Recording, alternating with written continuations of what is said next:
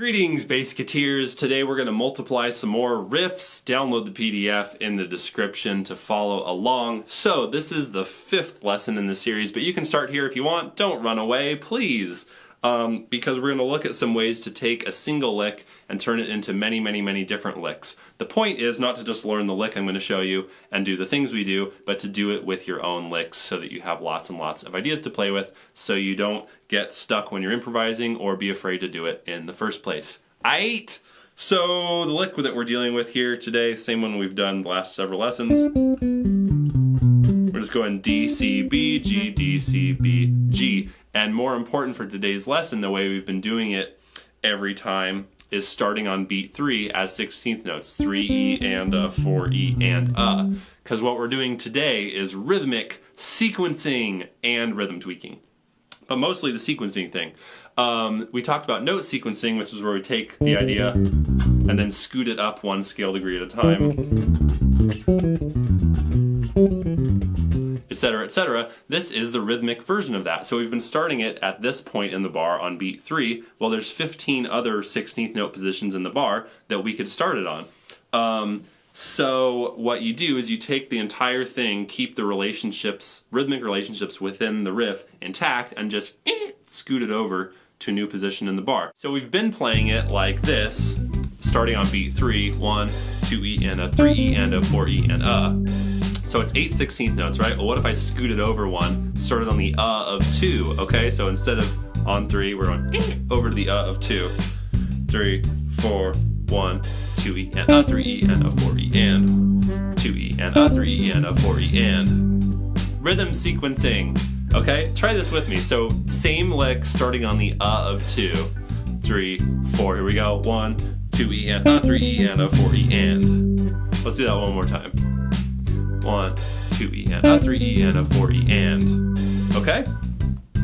So, what I really want you to do, we're not going to go through all possible, because there's 16 possibilities, right? I may have already said that, but there's 16 16th notes in the bar, so that means there's 16 places you can start your licks. And I really recommend that you try all of them, because they all feel a little bit different. Even between starting it on 1 versus starting it on 2, you're still starting it on the beat, so it feels the same in that way, but it resolves at a different place in the musical phrases, so it inspires different results coming before and after it. So that's the sequencing thing. Now, what goes really well with that is to also do some slight rhythmic tweaks where need be. So if you listen again, you don't have to play right now, just listen how it sounds if I come in on the of 2. I don't really like that resolution point on the and of 4. I kind of liked it where it was before on the So what I'm going to do is I'm going to do the sequence, start it over on the of 2, but then I'm going to keep the last note on the of 4. So I'm breaking the phrase a little bit.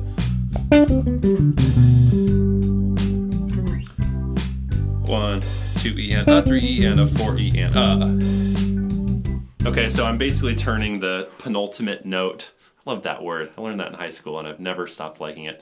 The penultimate note of the phrase, the B, I'm turning into an 8th note and then playing the last G as a 16th note on the of 4. Try that with me, okay? So we're starting on the of 2, turning B into an 8th note, and then finishing with the G in the same place it was before. 3, 4, 1, 2E and a 3E and a 4E and a.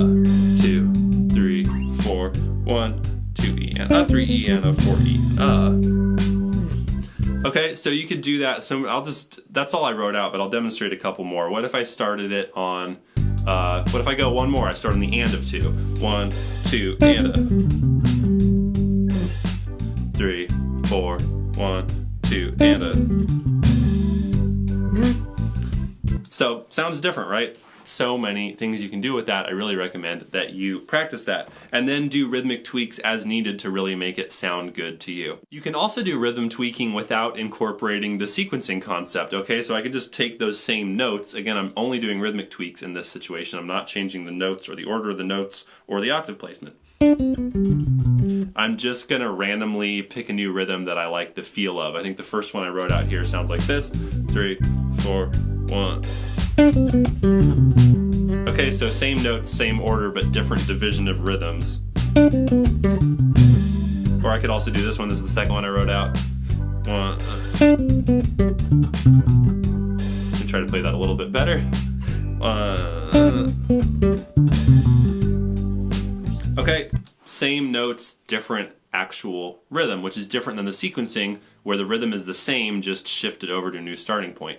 So there's a lot of ideas you can play with there. I think the sequencing one is a little bit less intimidating if you're not into improvising at this point, because you don't actually have to think of anything. You just plop it and then execute it. Okay, the tweaking is a little bit more on the creative side, so mess with that. If you're more comfortable being creative, play with the tweaks and the sequencing. If you're not comfortable with the tweak part, just play with the sequences. And then if you find yourself doing some creative things, then that's great too. As with all the other lessons in this series, your homework is to think of a few riffs that you actually personally use, whether it's in your solos or when you're coming up with bass lines or whatever, and sequence them through the bar like this. It's really, really cool. You're not going to know how cool it is until you do the whole thing.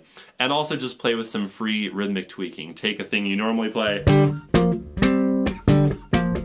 and just try changing the rhythm.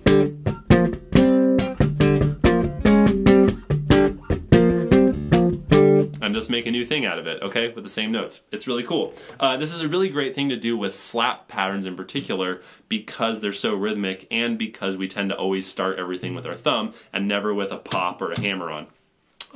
And that's something you can learn more about in Victor Wooten's Groove Workshop DVD. I think Anthony Wellington might have been presenting that particular part. Anyway, I recommend that all my students watch Groove Workshop. It's a really great DVD that you can come back to over and over and over again. I'm just telling you that because I think you'll benefit from it. Okay, so I'll see you next time for our last riff multiplication strategy. Make sure you subscribe so you don't miss it. FOMO, baby! Ha ha ha ha ha, the power of bass compels you. Subscribe to this channel for more bass lessons, or click on the video preview to watch another one right now. Ha ha ha ha ha ha ha ha ha ha.